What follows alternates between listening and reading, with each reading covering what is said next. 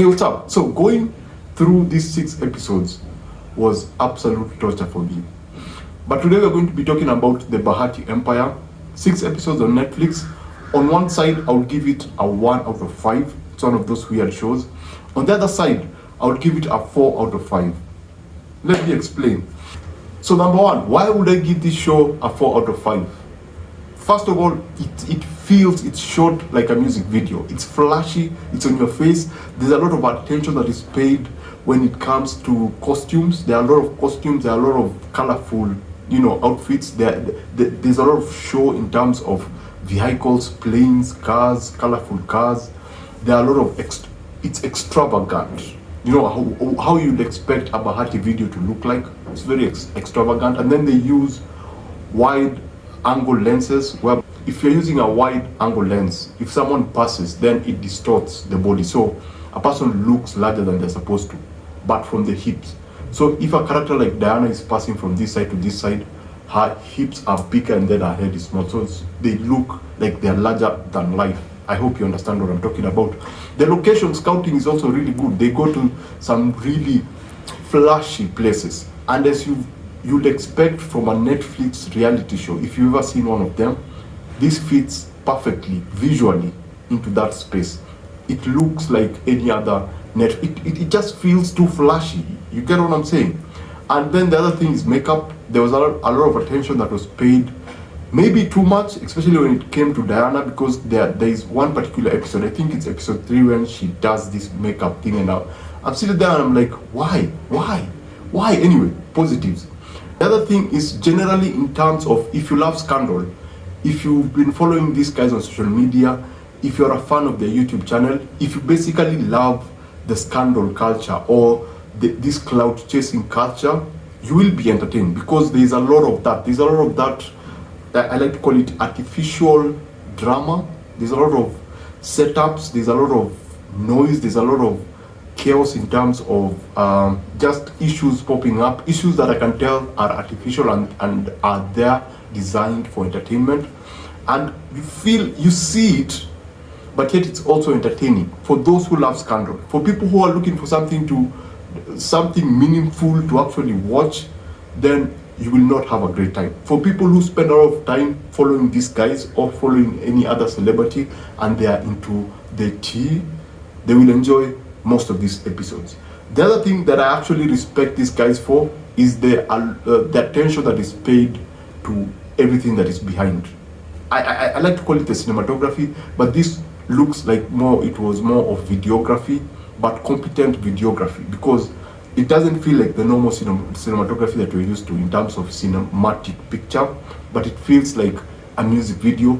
But then they paid a lot of attention to the smaller things, the set things, the details. They paid a lot of attention to all the details. Everything behind the scene is designed to match the glossiness and the overtopness of what they were presenting.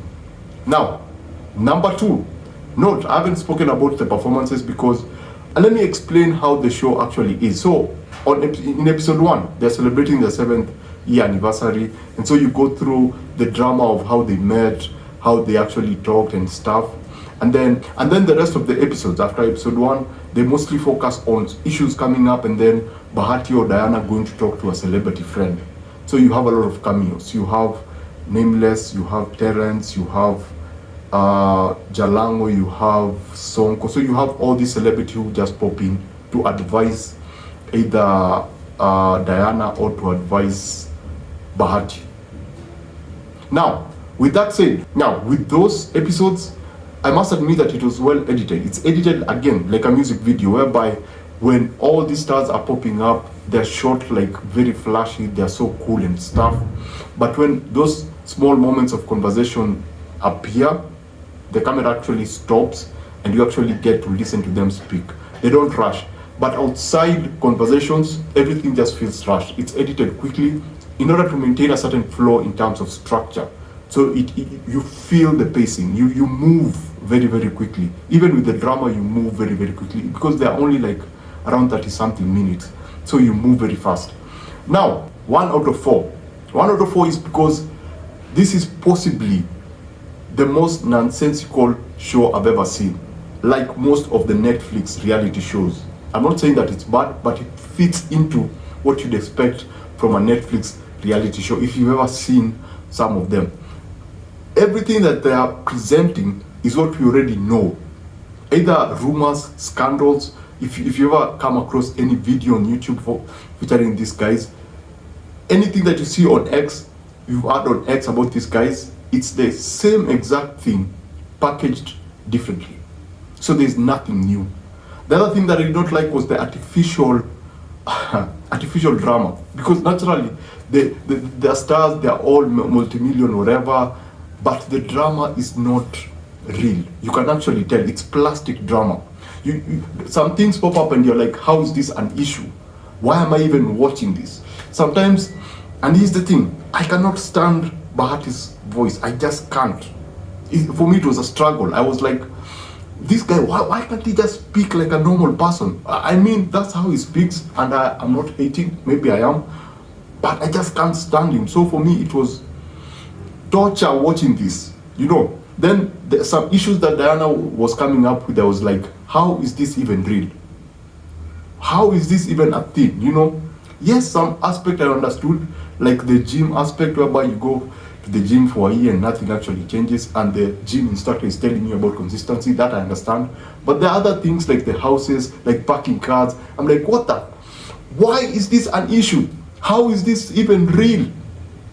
Anyway, apart from the artificial drama, the other thing that I did not like is, yes, these guys are celebrities, but it was obvious how much of the stuff they were faking. Yes, there is this persona that they have, but the glossiness and the excess in terms of what they presented was unrealistic, And for me, it was more of, we need to make a flashy show.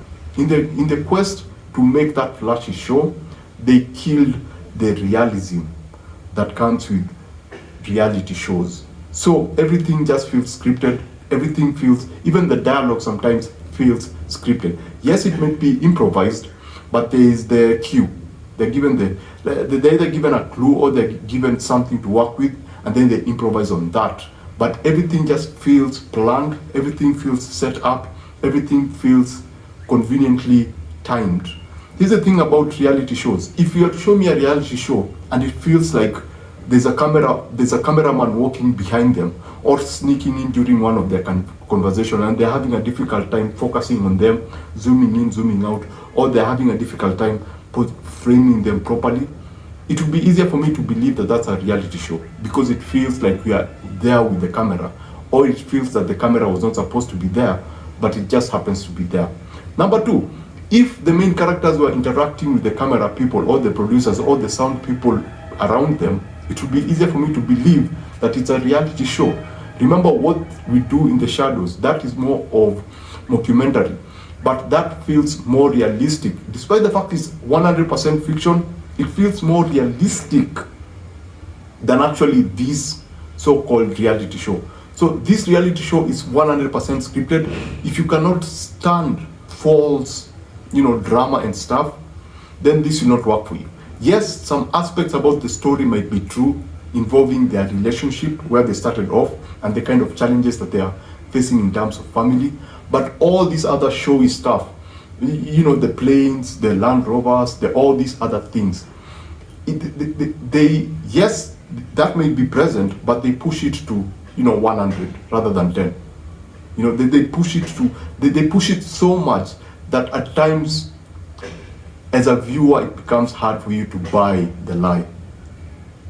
The other thing that I did not like is that I felt like I just wasted my time watching this. I mean, and this is me, it doesn't mean everyone else, because obviously there are people who are going to love this. That's why it's number 2 on Netflix. There are people who enjoy the drama, there are people who enjoy the tea. But for me personally, if you appreciate quality entertainment, then this will not work for you, because it doesn't really, it's like candy. It's like candy. It's like, fast food. You eat, but you don't feel like you've eaten anything. It's unhealthy. It doesn't give you nutrition. It doesn't give you any nutrition. It doesn't add value to your psyche. It doesn't really give you anything. You don't learn anything different about these people. And just in terms of entertainment, as I've said, it's just like sugar. It's like fast food. You'll enjoy it for that moment, but after it ends, you don't have that feeling that you've experienced something. For me, there are people who will have a good time. As I said, there's a certain group, and they knew exactly.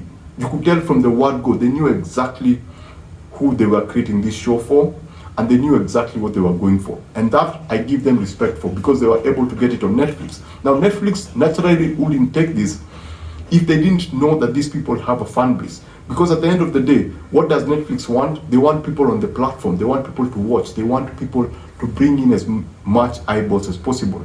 So for them to go for Bahati and Diana, they must have seen something that they don't see in anyone else. So I have to give respect to Bahati and Diana for their hustle, but then I must admit that for me in particular, this was 100% garbage. So basically that's it. Remember to always watch what you enjoy and enjoy what you watch. If you are still here, thanks for watching this. I appreciate you. For the people who actually regularly watch my videos, I love you guys. Thanks for watching this, and I shall see you on the next one.